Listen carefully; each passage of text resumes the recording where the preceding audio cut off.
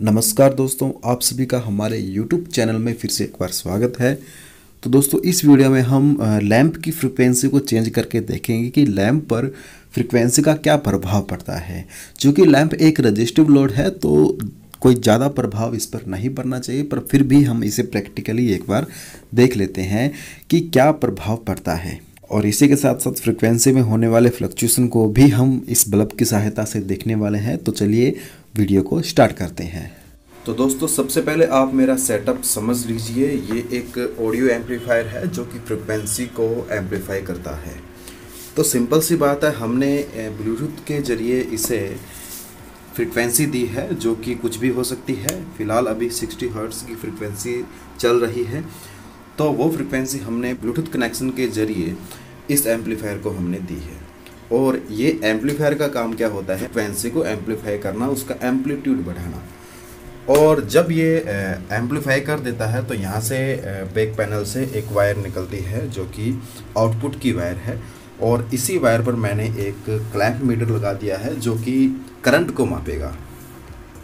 और ये जो वायर है सबसे पहले एक ट्रांसफार्मर में आती है। दोस्तों, ये ट्रांसफार्मर जो है स्टेप अप की तरह कार्य कर रहा है। दरअसल इसकी आउटपुट में 50 वोल्ट आते हैं। तो दोस्तों, ये 50 वोल्ट को 220 वोल्ट में चेंज कर रहा है, क्योंकि 50 वोल्ट पर हम इस बल्ब को नहीं जला सकते, क्योंकि ये जो बल्ब है 100 वाट का बल्ब है और ये 220 वोल्टेज पर कार्य करता है। इसीलिए हमें इस ट्रांसफार्मर की आवश्यकता पड़ी। और इस ट्रांसफार्मर की इनपुट यानी कि ये इनपुट में हमने एक मल्टीमीटर लगाया है जिससे कि हम वोल्टेज चेक करेंगे। फिलहाल हमने यहाँ एनालॉग मल्टीमीटर ही लगाया है। और इसी के साथ हमने एक क्लैंप मीटर लगाया है जो कि एम्पलीफायर की आउटपुट के साथ कनेक्टेड है। इसके बाद में यहाँ से इसकी आउटपुट निकलते हुए ये जो है आप लोग देख रहे हैं, ये इसकी आउटपुट है। ये जो आउटपुट है डायरेक्ट हमारे इस लैंप में जाती है। ये जो लैंप है, इस लैंप के अंदर इस ट्रांसफार्मर की आउटपुट आती है। और इस ट्रांसफार्मर की आउटपुट पर हमें वोल्टेज चेक करने के लिए हमने एक मल्टीमीटर को लगाया है जो कि आप लोग देख सकते हैं। दोस्तों, बिल्कुल नॉर्मल सा सेटअप है, सिंपल सा सेटअप है। इस सेटअप को लगाने के लिए आपके पास जो एम्पलीफायर है वो कम से कम भी 300 वाटेज का तो होना ही चाहिए। इससे कम अगर हो तो लॉसेस भी बहुत ज़्यादा हो जाते हैं और ये 100 वाट का लैंप भी नहीं चल पाता। फिलहाल ये जो एम्पलीफायर मशीन है 600 वाटेज की है, जिससे कि मैं एक्सपेरिमेंट करता हूँ। तो दोस्तों, यही है हमारा सिंपल सा सेटअप। आप लोग देख सकते हैं एम्पलीफायर की आउटपुट के साथ ये ट्रांसफार्मर जुड़ा हुआ है और ये ट्रांसफार्मर उस आउटपुट को बढ़ाता है और ये डायरेक्ट कहाँ जाती है? हमारे बल्ब में जाती है। और अब हम इस बल्ब को अलग अलग फ्रिक्वेंसी दे करके देखेंगे कि क्या प्रभाव पड़ता है फ्रिक्वेंसी का बल्ब पर।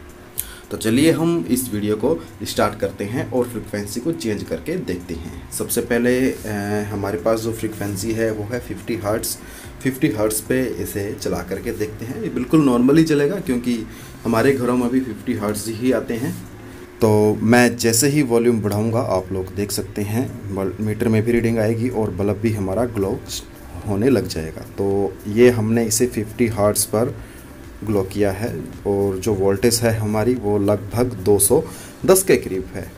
210 220 इस वोल्टेज में कोई प्रभाव नहीं है, ज़्यादा कोई फ़र्क नहीं पड़ता है। आप लोग मीटर्स में रीडिंग देख लीजिए। जो रीडिंग 50 के स्केल पे अगर हम देखें तो लगभग 35 के करीब रीडिंग आ रही है। और इसी के साथ साथ 2 एम्पियर करंट ये ले रहा है, यानी कि 35 वोल्ट और 2 एम्पियर। और लगभग हम इसकी वाटेज की कैलकुलेशन करें, चूँकि ये रजिस्टिव लोड है तो इसके अंदर पावर फैक्टर का कोई महत्व नहीं होगा। तो डायरेक्ट सा फॉर्मूला होगा वोल्टेज इंटू करंट। अगर हम 35 को 2.1 से मल्टीप्लाई करेंगे तो ये लगभग 73-74 के आसपास वाटेज निकलेगी, यानी कि अभी हमारा बल्ब जो है 75 वाटेज कंज्यूम कर रहा है। तो चलिए अब हम इस फ्रिक्वेंसी को बढ़ा कर देखते हैं कि क्या प्रभाव पड़ता है। ये आप लोग वोल्टेज भी साथ साथ देखिए। तो मैंने फ्रिक्वेंसी जो है 56 कर दी है। और अभी हम और बढ़ाते हैं फ्रिक्वेंसी को। तो हमने जो फ्रिक्वेंसी है वो लगभग 670 हर्ट्ज़ हमने कर दी है। तो 70 हर्ट्ज़ फ्रिक्वेंसी हमने कर रखी है और बल्ब भी बिल्कुल नॉर्मली चल रहा है। आई थिंक आपको दिख रहा होगा क्योंकि कैमरे के अंदर बल्ब मुश्किल से ही दिखता है। तो आप लोग देख लीजिए कितना ग्लो कर रहा है, यानी 70 हर्ट्ज़ पर भी बल्ब वैसे ही ग्लो करता है जैसे नॉर्मली 50 हर्ट्ज़ पर करता है। और वोल्टेज भी वही है।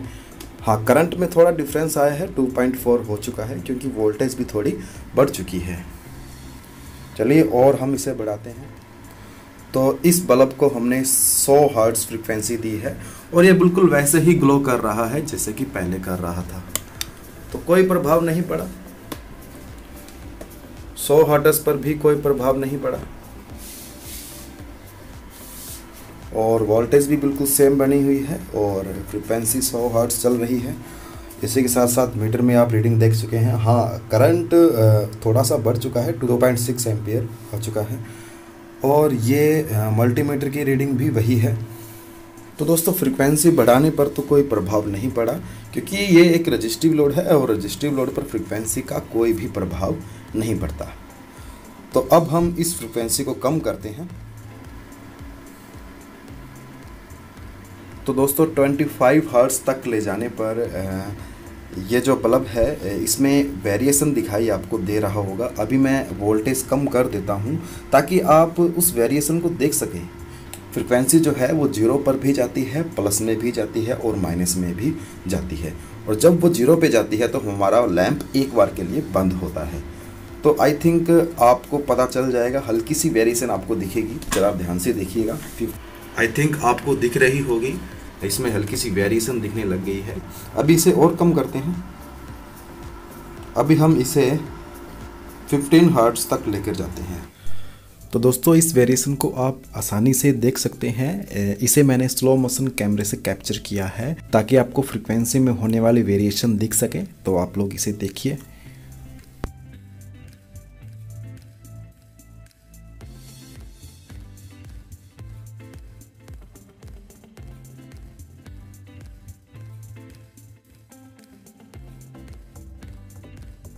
तो दोस्तों, आपको पता चल चुका होगा, आपने अच्छे से इसकी फ्लक्चुएशन जो है वो देख ली होगी। असल में बल्ब फ्लक्चुएशन करता है परंतु हमारी आंखें इसे पकड़ नहीं पाती क्योंकि ये जो फ्लक्चुएशन है 1 सेकंड में 100 बार हो चुकी होती है।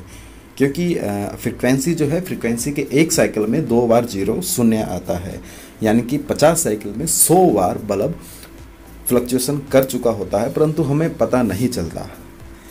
तो इसे ही देखने के लिए हमने फ्रीक्वेंसी को लो किया था, तो आपने अच्छे से देख लिया होगा। तो दोस्तों, आज की वीडियो यहीं ख़त्म होती है। अगर आपको वीडियो अच्छी लगी हो तो आप इस वीडियो को लाइक कर दीजिए, अपने फ्रेंड सर्कल में इसे शेयर कर दीजिए। अगर आप चैनल पर नए हैं तो आप इस चैनल को सब्सक्राइब कर लीजिए क्योंकि मैं ऐसे ही प्रैक्टिकल वीडियोज़ आपके लिए लाता रहता हूँ। तो चलिए दोस्तों, नेक्स्ट वीडियो में मिलेंगे। नेक्स्ट वीडियो भी ऐसी प्रैक्टिकल ही होगी। तब तक के लिए बाय बाय।